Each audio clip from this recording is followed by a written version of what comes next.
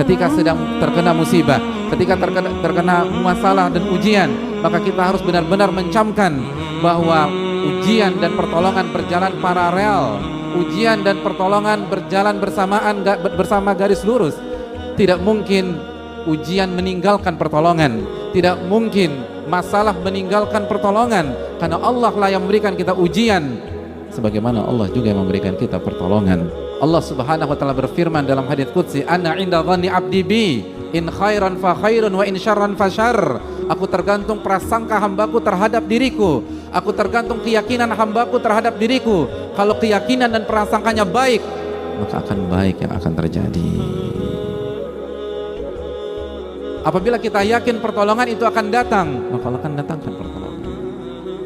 Dan sebaliknya, wa in syarran fasyarr, kalau ternyata kita suudzon kepada Allah, buruk sangka kepada Allah, pesimis ketika menghadapi hari-hari ini, maka yang akan datang adalah masalah berikutnya dan tidak ada solusi sama sekali. Wa in syarran fasyarr, kalau buruk sangka, maka yang terjadi adalah keburukan.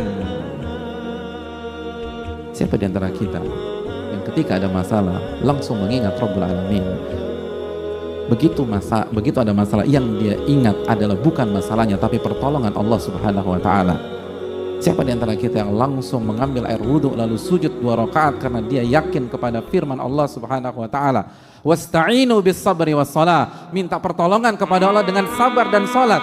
Hadirin yang Allah muliakan, ketika Nabi kita sallallahu alaihi wasallam menjelaskan bahwa pertolongan akan Allah turunkan dari langit sesuai dengan tingkat kesulitan dan tingkat masalah yang kita hadapi, bukankah itu pesan besar bahwa yang memberikan pertolongan bukan makhluk, yang memberikan pertolongan adalah Rabbul makhluk dan Allah Subhanahu wa taala. Lalu kemana kita dalam konsep ini? Kenapa yang ada di benak kita adalah hubungi si A, hubungi si B, pergi ke sana dan pergi ke sini, seluruh arah kita tuju kecuali arah kepada Rabbul Alamin Subhanahu wa taala. Buktinya tidak ada khusyuan di dalam sholat kita.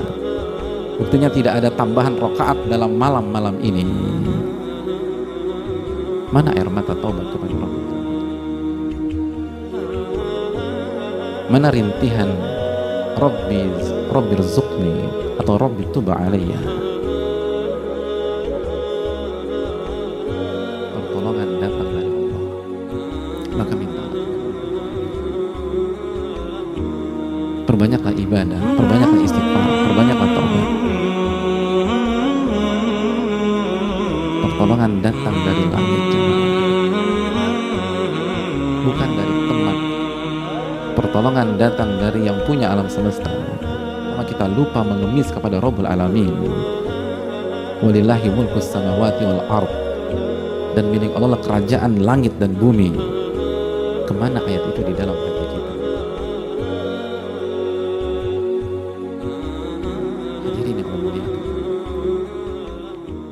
Hidup dan ujian tidak bisa dipisahkan.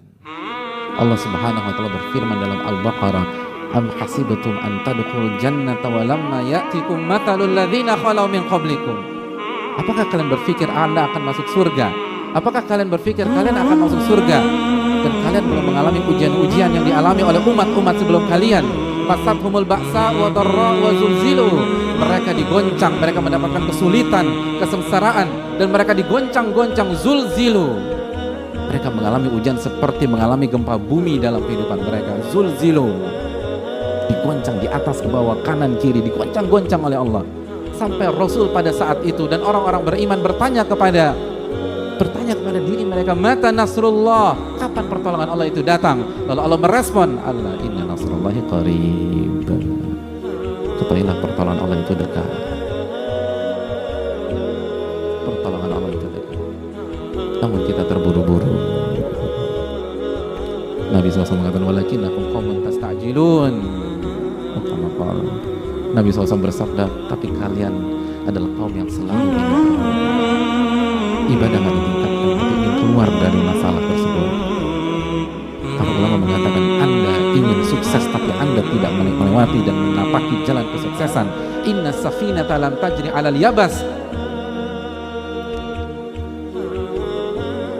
Perahu itu tidak berjalan di atas daratan. Pertolongan datang dari Allah. Itu sabda Nabi kita sallallahu alaihi wasallam jika kita masih percaya dengan Nabi kita. Itu sabda Nabi kita sallallahu alaihi wasallam yang Allah firmankan dalam surat An-Najm ayat 3, "Wa ma yantiqu 'anil hawa in huwa illa wahyun yuha." Nabi tidak berbicara dengan hawa nafsunya, tapi wahyu Allah wahyukan kepada beliau, dan di antara wahyu tersebut pertolongan didatangkan dan diturunkan sesuai dengan tingkat kesulitan. Tingkat kesulitan 70%, pertolongan 70%. Tingkat kesulitan 80%, pertolongan 80%. Tingkat kesulitan 90%, pertolongan 90%. Tingkat kesulitan 99%, 99%.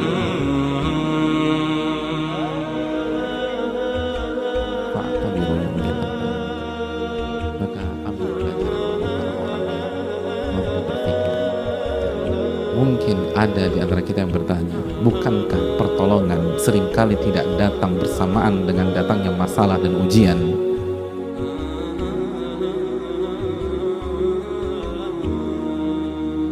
Dan itu yang saya alami sendiri. Ma'asyiral muslimin, Nabi SAW melanjutkan hadisnya dengan mengatakan, wa anna sabra ya'til abda ala qadril musibah.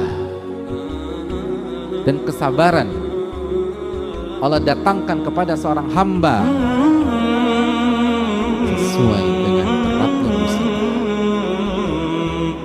Betul, masalah datang di bulan Januari misalnya, atau di bulan Februari, atau di bulan Maret, lalu sampai sekarang pertolongan yang clear itu belum terlihat. Jadi Allah memberikan solusi, Allah berikan kesabaran yang membuat kita bisa menjalani hari-hari berat tersebut tapi benar-benar semuanya diselesaikan oleh Allah Subhanahu wa taala. Dan kesabaran yang Allah berikan sesuai dengan beratnya musibah yang kita rasakan. Kesabaran yang Allah berikan sesuai dengan rasa sakit yang kita rasakan.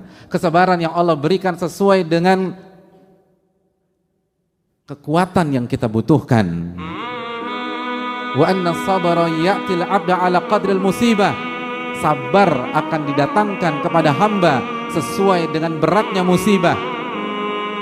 Ini menunjukkan bahwa tidak ada alasan dan tidak ada pintu masuk untuk pesimistis. Tidak ada alasan dan tidak ada pintu masuk untuk lemah, untuk galau, untuk putus asa. Karena semua diberikan oleh Allah Subhanahu wa taala, dan diberikan, bahasanya itu dikasih, datang dari langit. Maka tidak ada alasan untuk tidak pede dengan diri kita sendiri. Tidak ada alasan mengatakan saya nggak mampu, saya nggak sanggup. Betul, siapa yang sanggup di antara kita? Sedangkan Allah berfirman dalam surat An-Nisa ayat 28, wa khuliqal insanu dha'ifa. Manusia diciptakan dalam kondisi lemah. Tapi yang perlu kita ingat, ini diberikan oleh Allah Subhanahu wa taala. Ini bukan tentang kekuatan kita, tapi pertolongan yang Allah diberikan kepada kita. Ini bukan tentang kemampuan sabar yang lahir dari dalam diri kita semata, tapi kemampuan sabar yang Allah berikan kepada kita. Maka tidak ada alasan membuka pintu kepada syaitan sehingga syaitan melemahkan kita, merasa kita lemah, merasa kita down, merasa kita nggak mampu menghadapi ini semua. Karena ini bukan tentang kemampuan kita. Kita memang lemah, itu sudah confirm dari Allah Subhanahu wa taala. Tapi kita dikasih kekuatan untuk sabar dari Allah Subhanahu wa taala, dan Allah nggak mungkin bohong, Allah nggak mungkin keliru, Allah tidak mungkin mempermainkan kita. Alif Lam Mim, dzalikal kitabul la raiba fihi hudal lil muttaqin. Alif Lam Mim, kitab ini tidak ada keraguan sama sekali. Yang disampaikan adalah hak, tidak boleh diragukan dan tidak ada keraguan sama sekali, sebagai petunjuk bagi orang-orang yang bertakwa. Dan Allah menyatakan demikian, bahwa kesabaran akan didatangkan sesuai dengan beratnya musibah. Artinya tidak ada alasan untuk pesimis seberat apapun masalah yang kita hadapi.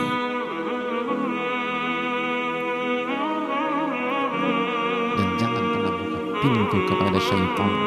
Jangan pernah buka pintu kepada syaitan, karena seluruh pesimisme itu datang dari syaitan. Allah berfirman tentang syaitan di dalam Al-Baqarah ayat 268, "Asy-syaitanu ya'idukumul faqra wa ya'murukum bil fahsya." Syaitan selalu menjanjikan kalian kefakiran dan terus kefakiran. Lalu dia akan mengajak Anda melakukan kekejian. Semua pesimis, semua kelemahan, semua keputusasaan itu datang dari syaitan. Makanya ketika salah satu ulama terbaik dunia pada hari ini, Syekh Muhammad bin Muhammad Mukhtar Shinkiti, ditanya tentang masalah ini, beliau katakan seluruh pesimisme, seluruh rasa lemah, seluruh ketidakpercayaan diri, seluruh pertanyaan dalam diri kita, bisakah saya melampaui ini semua? Bisakah saya menghadapi ini semua? itu dari syaitan, dari syaitan, dari syaitan. Separah apapun kondisi kita, walaupun itu gara-gara ulah kita, walaupun itu gara-gara dosa-dosa kita, karena bisa jadi kita mengatakan, tapi Pak Ustadz, ya, saya terjatuh ke dalam jurang ini karena dosa-dosa saya sendiri, karena kesalahan fatal yang saya lakukan, karena maksiat. Betul, memang betul maksiat akan menjerumuskan kita, tapi apakah itu kartu mati? Tapi apakah itu membuat kita putus asa? Makanya jamaah sekalian, di dalam ayat di atas Al-Baqarah 268 ada kelanjutannya. Setelah Allah mengatakan syaitan membuat engkau merasa fakir terus dan menjanjikan kefakiran dan terus kefakiran, Allah lanjutkan, wallahu ya'idukum magfiratan minhu wa fadla, dan Allah menjanjikan ampunan darinya dan karunia darinya. Itu menunjukkan kalaupun kita dapat masalah karena kesalahan kita sendiri, jangan pernah putus asa, jangan pernah pesimis, karena Allah menawarkan ampunan buat kalian. Yang menawarkan pintu buntu atau jalan buntu hanya syaitan, dan Rabb kita mengatakan hanya syaitan. Rabb kita menawarkan ampunan dan karunia. Maka jalan mana yang akan kita pilih? Mana ucapan mana yang kita percaya? Bisikan-bisikan mana yang kita ikuti? Oleh karena itu jamaah sekalian, fa inna ma'al usri yusra, inna ma'al usri yusra. Sesungguhnya bersama kesulitan ada kemudahan, bersama kesulitan ada kemudahan. Dan Allah juga katakan dalam surat Talaq, wa yaj'al ba'da usri yusra, wa yaj'alallahu ba'da usri yusra. Dan Allah jadikan setelah kesulitan kemudahan. Oleh karena itu, marilah kita meyakini sabda Nabi kita sallallahu alaihi wasallam dan tanamkan optimisme di dalam diri kita. Nabi SAW mengatakan, yu'jibunil fa'lu, aku sangat kagum dengan optimisme. Umat Rasul SAW adalah umat yang penuh rasa optimis, karena nabinya senang dengan optimisme. Dan beratnya ujian, bukankah tanda cintanya Allah kepada kita? Bukankah cintanya Allah kepada kita ditunjukkan dengan Allah menguji kita? Innallaha idza ahabba qauman ibtalahum. Allah itu kalau cinta kepada seorang hamba atau sebuah kaum, Allah akan uji kaum dan hamba tersebut. Oleh karena itu, semangatlah, optimislah, dan kembalilah kepada Allah Subhanahu wa taala, karena pertolongan datang darinya, bukan dari makhluk. Dan hendaknya kita perbaiki sholat kita, puasa kita, zikir kita, doa-doa kita, dan jaga hubungan kita dengan Allah, dan katakan tidak pada maksiat walaupun kondisi memang tidak mudah dan cukup sulit, karena sekali lagi maksiat yang akan menghancurkan kebahagiaan kita di dunia dan di akhirat.